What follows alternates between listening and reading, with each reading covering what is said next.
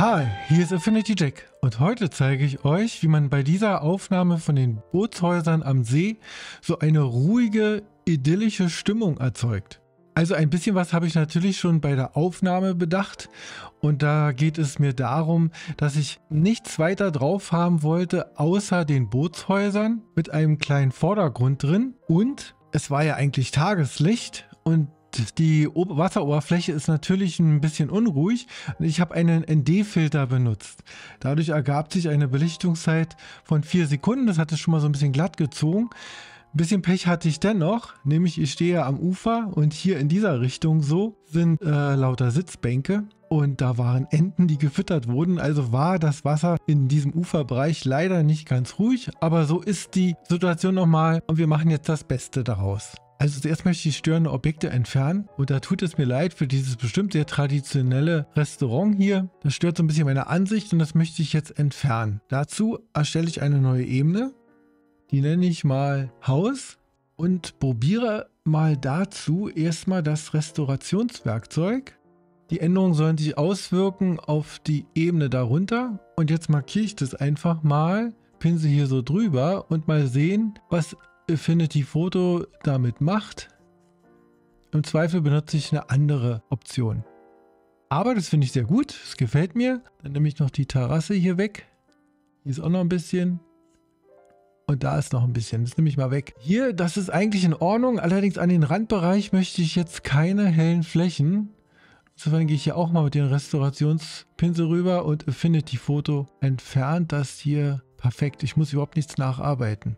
Zur Erklärung, falls man es nicht so erkennt. Hier ist eigentlich, also der See, der geht hier hinten so rum und hier hinten sind eigentlich Felswände. Weiß aber nicht, ob man das so richtig erkennt. Ich finde es jetzt ein bisschen störend und so ablenkend, dass da so helle Flächen sind. Insofern, die würde ich jetzt auch mal mit dem Restaurationswerkzeug so wegretuschieren. So, das soll es auch schon gewesen sein. Was noch nicht so ganz in die Szene passt, ist dieses Dach. So, ist nun mal so. Aber auch das möchte ich jetzt entfernen. Dazu mache ich jetzt eine etwas andere Methode. Restauration wird da nicht funktionieren. Ich nehme mal wieder eine neue Ebene. Die nenne ich dann jetzt auch mal Dach. Und mache jetzt mal Folgendes. Ich zoome jetzt mal ran.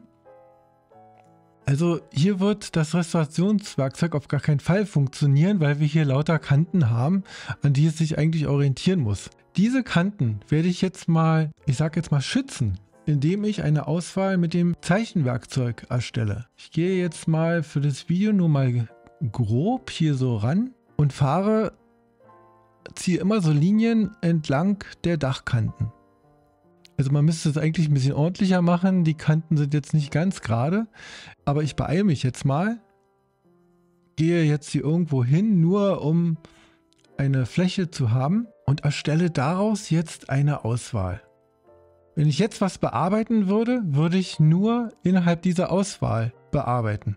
Ich möchte aber außerhalb der Auswahl, nämlich dieses Dach, was bearbeiten. Also drehe ich jetzt die Auswahl um, wähle jetzt das Klonenwerkzeug, muss auch den Modus ändern von aktuelle Ebene auf die auch darunter.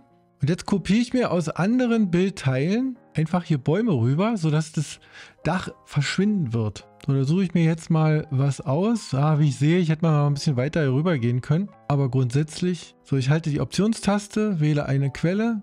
Die Deckkraft habe ich bei 100%. Und jetzt kann ich hier rüberziehen, ohne dass ich in diesen Bereich komme. Und versuche mal, mir hier Bäume rüberzuziehen. Ich werde jetzt dadurch vielleicht Unschlüssigkeiten, ich muss mir das erstmal angucken, Unschlüssigkeiten und Wiederholungen produzieren, die dann am Ende vielleicht nicht gefallen, aber da kann ich dann noch nachkorrigieren. Ich gucke es mir erstmal an. So, den Rauch, den finde ich natürlich schön, den finde ich romantisch. Den versuche ich mal zu bewahren, da mal nicht so ranzugehen. So, jetzt habe ich dieses Dach weg und jetzt gucke ich mir das mal an, ob es mir zu viele Wiederholungen gibt. Nö, eigentlich nicht. Eigentlich sieht es in Ordnung aus. Ich gucke es mir mal in der Totalen an. Ich finde, das kann man so lassen. Ich wähle also diese Auswahl wieder ab und komme zum nächsten Schritt. Ich finde, dieses Bild könnte noch ein bisschen Kontrast vertragen und auch ein bisschen Nachschärfung. Ich habe nämlich sehr die Blende geschlossen. Das war ein Fehler, dadurch wird das Bild ein bisschen unscharf. Also wähle ich mal den Filter Klarheit.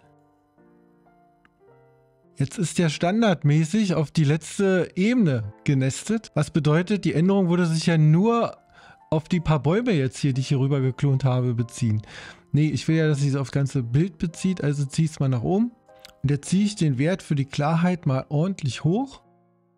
Ruhig mal so. Ich gehe mal ins Detail ran.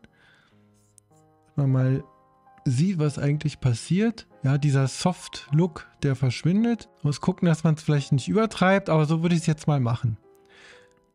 Allerdings, ich wollte doch, dass das Wasser ruhig bleibt. Und wenn ich doch jetzt hier nachgeschärft habe, dann wird es ja letztlich wieder unruhiger. Also maskiere ich es mir raus. Ich nehme mir einen Pinsel, Farbe schwarz, 100% Deckkraft, schön groß, weiche Kante und markiere mir diese Schärfung hier wieder raus. Man sieht es augenblicklich, wenn man hier rüber fährt, ich mache es mal langsam, wie diese Schärfe hier wieder verschwindet. Und das will ich auch haben. Das Wasser soll eine weiche Stimmung haben. Und eigentlich stören mich sogar die ganzen Blätter, die hier drin rumschwimmen. Aber so ist das nun mal. Ich mache es jetzt auch nur mal für das Video hier grob. Jetzt möchte ich das Ganze noch ein bisschen nachschärfen. Also ein weiteres Schärfewerkzeug benutzen. Aber wieder nicht auf dem Wasser. Also lade ich mir doch gleich die Auswahl, die ich eben erstellt habe, auf der Maske, indem ich mit Command und Klick auf den Thumbnail diese Auswahl lade und nehme jetzt diesen Live-Filter unscharf maskieren. So, auch der ist jetzt falsch genestet, nämlich auf dem Klarheitsfilter. Das funktioniert natürlich nicht. Ich ziehe den jetzt mal oben rüber. Zoome jetzt mal auf eine Stelle ran, damit wir mal so einen Punkt haben, wo man das beurteilen kann. Und ziehe das Ganze scharf. Vielleicht nicht zu scharf, aber so ein bisschen verträgt es schon, weil leider ist das Bild nicht ganz scharf. Ich kann die Auswahl wieder abwählen, mal die Gesamtansicht. Jetzt gucken wir uns mal an, was ich eben gerade mit diesen Nachschärfen erreicht habe. Ich hoffe, man kann es erkennen. Ich nehme hier wieder in 4K auf. Also ich wollte das Ganze hier ein bisschen schärfer machen und damit letztlich auch ein bisschen mehr betonen. So, Hauptmotiv sind bei mir ja diese Bootshäuser. Und die sollen so eine Friedlichkeit ja ausstrahlen. So ist so meine Idee bei der Komposition gewesen. Ich möchte die noch ein bisschen mehr betonen, indem ich da ein bisschen mehr Licht hinbringe. Also gehe ich auf die Anpassungsebenen und nehme die Belichtung und gucke mal, wie viel mehr Licht die vertragen. Also ich ziehe jetzt natürlich insgesamt die Belichtung hoch, aber ich achte mal nur auf die Häuser, weil ich werde es gleich ändern. So finde ich es gut. Eigentlich wäre es so gut ausbelichtet. Im Prinzip war das auch so in etwa die Helligkeit, die dort vorherrschte, aber so möchte ich es jetzt nicht haben. Insofern invertiere ich diese Ebene. Das heißt, der Effekt ist wieder weg. Und ich werde mir jetzt dieses Licht dort reinmalen, wo ich es schön finde.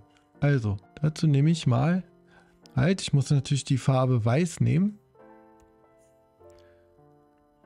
Dazu nehme ich einen weißen Pinsel, ganz weich, und male jetzt mal so über diese Bootshaus-Szenerie rüber. So ein bisschen noch auch nehme ich die Bäume mit, die ja wunderbares Herbstlaub haben. Darum werde ich mich übrigens auch gleich noch ein bisschen kümmern.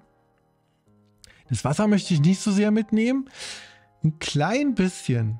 Das kann man aber in Frage stellen. Möchte ich aber auch die Holzpfähle mitnehmen. Kann man deshalb in Frage stellen, weil ein Vordergrund soll nie zum Hauptmotiv werden, soll nicht zu sehr ablenken.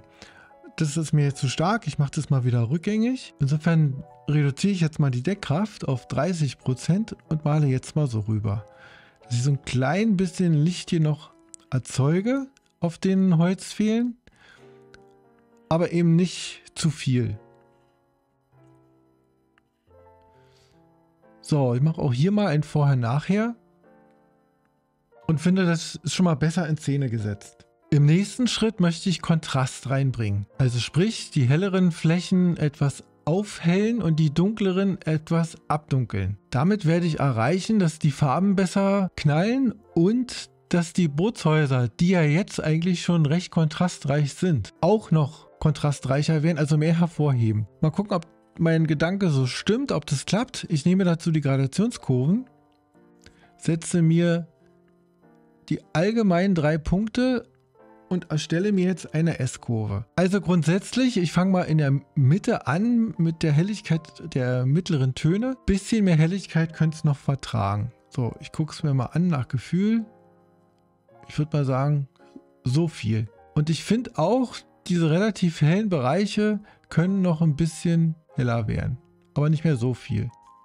Und die dunkleren Bereiche, also insbesondere hier auch dieses Wasser so, finde ich, das kann ein bisschen dunkler werden. Also das ziehe ich mal ein bisschen runter. Ich finde, jetzt ist ordentlich Kontrast drin und meiner Meinung nach kommen jetzt die Bootshäuser und auch das Laub hier hinten noch besser zur Geltung.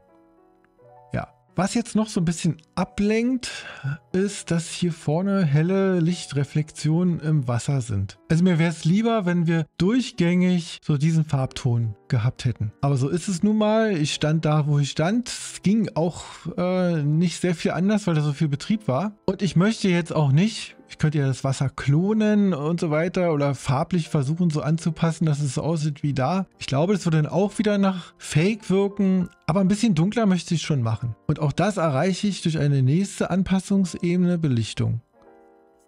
Gehe also wieder auf Belichtung. Achte jetzt mal nur, was hier unten so passiert. Gehe ordentlich runter, sagen wir mal hier mit 2 kompletten Blendstufen. Wie vorhin invertiere ich das und wie vorhin habe ich jetzt einen Pinsel, Farbe Weiß, Deckkraft gehe ich mal wieder auf 100% und male mir jetzt diese dunklere Belichtung hier wieder rein. Muss man mal gucken, dass es noch gut aussieht und nicht zu sehr nach Fake. Ja, für mich, so sieht es besser aus. Ich mache mal vorher, nachher. Ein weiterer Punkt ist, dass dieses Wasser, ich gehe mal runter, dass dieses Wasser einen grünlichen Ton hat. Also ist so, die Natur stellt es jetzt so dar, aber für meine Stimmung, die ich erzeugen will, nämlich Schwerpunkt auf die Bootshäuser mit ein bisschen Rahmen von dem bunten Laub, ist mir das jetzt zu viel Farbe. Ich möchte dieses Grün hier so ein bisschen raus haben. Nicht ganz raus, aber ein bisschen. Das geht ganz einfach mit HSL. Ich muss jetzt nicht mal die grüne Farbe auswählen, das könnte ich sicherlich machen. Nein, ich gehe einfach mal auf alle Farben und ziehe die Sättigung runter. Ich achte jetzt aber nur auf das Wasser. Ja, verträgt ordentlich was. So, jetzt ist das Bild natürlich insgesamt stark entsättigt. Hat zwar auch eine interessante Stimmung, könnte man drüber nachdenken, ob man es so haben will, aber ich nicht. Ich invertiere diese Ebene, nehme mir wieder einen Pinsel, wieder Farbe Weiß und entsättige jetzt lokal nur das Wasser. Da der Effekt jetzt nicht so riesengroß ist, muss ich auch nicht die super genaue Auswahl erstellen und gehe jetzt hier nur mal so grob vor. Ich gucke mir mal an, ob ich die Maske halbwegs ordentlich hingekriegt habe. Ja, es geht. Vorher-Nachher-Effekt. Nicht der Riesenunterschied, aber für mich ein wichtiger. So, das Herbstlaub finde ich persönlich hier wirklich schon spektakulär. Und das ist jetzt auch der natürliche Ton, so wie ich es ja vorgefunden habe, beziehungsweise mit den Gradationskurven, genau genommen, habe ich es ja schon ein bisschen verstärkt. Man kann es jetzt noch ein bisschen verstärken, indem man jetzt speziell die Sättigung, ich zeige es mal, die Sättigung nochmal anhebt. Also ich achte jetzt in dem Fall nur auf die Bäume. Heb die jetzt mal ordentlich an. Und jetzt habe ich allerdings insgesamt zu viel Sättigung. Also in dem Holz zum Beispiel, das wird jetzt schon langsam rot. Ich kriege auch wieder das grüne Wasser zurück. Das gefällt mir natürlich nicht. Und die Bäume sind mir auch zu extrem. Insofern male ich das wieder punktuell rein. Also ich invertiere diese Ebene nach gleicher Methode, habe immer noch den Pinsel, Farbe Weiß.